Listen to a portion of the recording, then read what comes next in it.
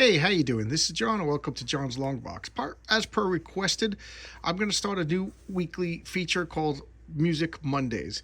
I showcased a bunch of my 45s a while ago, like when I first started. If you go through my playlists, you'll go through other, and there's one video when I was unboxing, when I was literally setting up my basement. I started going through records, and it's excruciating. I didn't know what I was doing. I didn't project my voice. I had an old microphone. It was just terrible, and I got like no views. But lately, I told a story about a encounter with Gigi Allen, and I put that in a hashtag, and a bunch of people have been, I don't know, Googling that and Googling or whatever, searching for that, and found me and stumbled upon it and asked me to showcase more of my record. So I'll try again. If you like this, it'll be once a week, and I'll keep it shorter than my regular videos. Good luck for me, because I like to talk a lot. So this is my record collection, and I'm going to start over here in the first cubicle. So these are what like foot and a half by foot and a half boxes, and I just jammed 45s in it. So we'll do a couple of minutes. So I'm just gonna grab these. I didn't prepare anything. I kind of forget what I even have, and I should have prepared a little bit better, because this is hard to do with one hand. Okay, so there we go. Let's look at this. So here's, in no particular order, because I just threw these out of the box. We got Naked Raygun. This was a band from Chicago. Naked Raygun. Yeah, band from Chicago. What could I say? There was a term for the Chicago punk scene, but I just remember at the time, I grew up in New York City. My friends and I, when we were like 15, 16, 17, 18 years old, we would go down to CBGB, so the hardcore punk matinees, and we would, I was totally, I wasn't straight edge, but I liked the music, and I always thought the straight edge scene was a little hypocritical and a little bit like morally uptight, but I enjoyed the music. And I remember at the time there was the Boston scene, the New York scene, the Washington DC scene, and the LA scene, and there was a whole Chicago Detroit scene, and I knew nothing about it. And so this was actually like towards the end of my punk rock times that I learned about this. Okay, the legendary Stardust Cowboy. Oh man, the Ledge. I learned about him because I bought an album, a compilation, and there was one song on it, Paralyzed. But this is Relaxation that I Ride a Tractor. This is a Texas maniac. Just something about him is very likable. He just plays like all the instruments, kind of like, if here's this for an old reference, like Squiddly Diddly. So he has like a drum, he has tambourines, on his knees, he has a harmonica, plays a guitar, and he just plays it all, and it's just like a cacophony, but it's just so lovable. The guy, and I think the guy is like one of these guileless people. Like, he truly thinks he's talented. He's I think he's talented. Even though it's hard. I put it on, and people are like, oh my god, it's a good way to clear a room. But I just love him. And what he would do is he would get up and perform, like here he is over here. He would just get up and perform at drive-ins. He would just get up on stage, in between movies and feature stuff, and perform until people like chased him off or whatever. And he got his big break on Laugh-In, on that comedy in the late 60s, early 70s. They brought him on, and he didn't realize they brought him on to tease him. Like, so as he's performing, it's really heartbreaking. If you go on YouTube and you search Legendary Stardust Cowboy, Laugh-In, you'll see him come out on stage, and he's playing Paralyzed, his big hit, and everybody's behind him, like making goofy faces and dancing and throwing stuff around, and then something catches his attention. He turns around, he didn't know about this, and he just walks off the stage. Oh man, it's just heartbreaking. But here's the redeeming thing: he got signed to Geffen Records. At Geffen Records, David Bowie was on Geffen Records, and David Geffen was talking to David Bowie, and he's like, oh, you got to listen to this guy. And David Bowie loved him.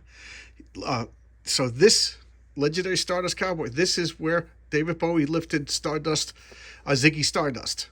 There you go. So a little bit of rock and roll history right there. The Head Coats. Okay, this is the Head Coats, Billy Childish right here. You looking like George Harrison. They're a British band. I just love them. What can I say? Just so many iterations of the Head Coats, and Billy Childish had a million bands. But something went wrong, and it's your own fault. I got a million Head Coats 45. It's just I don't know, just like good old fashioned like garage punk, from the 80s. Just good. Just look at this. Look at the back cover. And they wear the head coats. These are the hats that Sherlock Holmes wear, and that was their gimmick. That was their gimmick.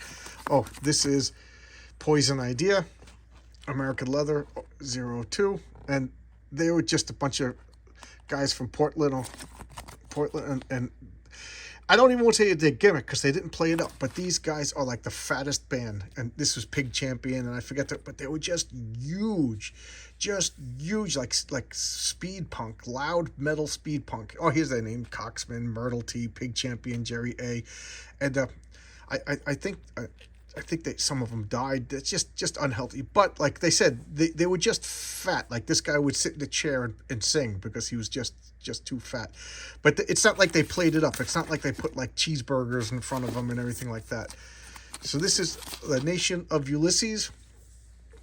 This is like the height of me being pretentious. This was on a label that was near and dear to me, Dischord Records.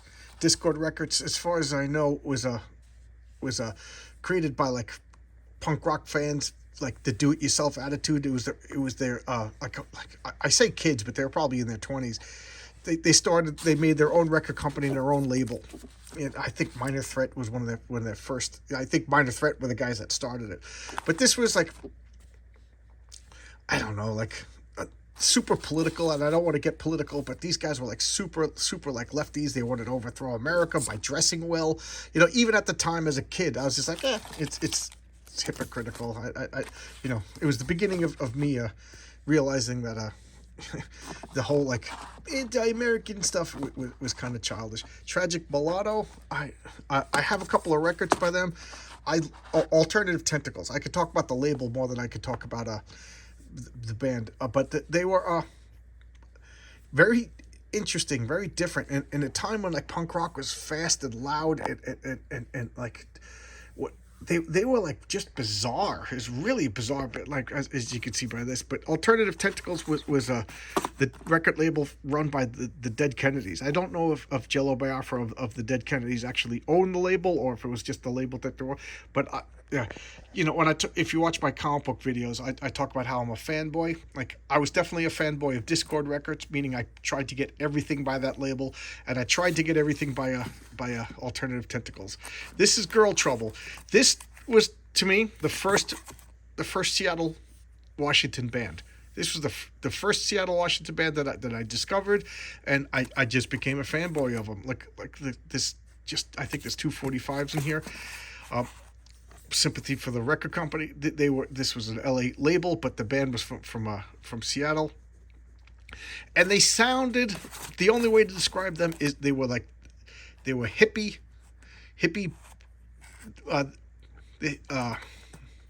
The Cramps, but more hippie. There we go. They were mixed between the Cramps and they were more hippie. The Estrus Records. This was I think this was another Portland or maybe Seattle record label, but the Mummies, their gimmick is they dress up as mummies. I really know nothing. I can't remember anything about this. Okay, wow. I have two Skinyard. Skinyard was another label. I remember this shocking cover. Afghani woman like covering her face modestly, but a chest exposed, carrying a gun. And I think this was like an actual picture from over there. This wasn't posed. This is I got this because full on Sub Pop Records. I'm sure I'll be talking about them soon, any minute now, one of these weeks. But Jack Endino was one of the producers. He went on to produce, I think, like Pearl Jam and Nirvana and everything like that. And so he started with these smaller bands. I gotta play these again. I don't know how I ended up with two of them, but there you go. And I'm gonna stop now because I only planned on this being like a couple of minutes, and already I can't stop talking. Unearth by Pinch Point, Black Limited Edition vinyl. I don't know if that's a joke. I cannot talk anything about this.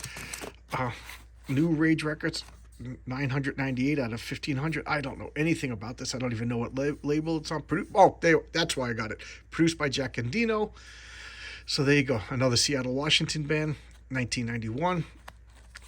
This was like kind of like noise rock at the time, like cacophony and dissonance was big, like Sonic Youth, but to the nth degree. I don't know. I again, I become fanboys of people. Dope Guns and Effing in the Streets. This was a little compilation 45 by the Crows, Cassius Belli, Jonestown, and Hammerhead. I remember blasting this all over the time. This was Amphetamine Reptiles, AMREP, as they called them. This was from Minneapolis, Minnesota, but I think these were Seattle bands. And Minneapolis was another town that had a full-on raging scene that I didn't know about until later on. And we'll stop here. This will be the last one. We got that. This is the Digits. Okay, this is the Digits. This is Touch and Go Records. I think this was another Chicago era band. All right, or Minneapolis. I forget. But I'll stop here because the next batch is going to cause me to break out in another soliloquy. So there you go. Let me know. This was the first of Monday music. Do you like this? I'm just going to come and do one whole box, then I'll do another whole box, and I'll go through my records. I'll go through these records that I went to. These are more mainstream stuff. Funny story about this. I'll keep you hanging in suspense about that funny story. And there we go. What do you know? Do you like this? I'll start a new playlist of Monday music. Thanks a lot. Once a week on Mondays. Bye-bye.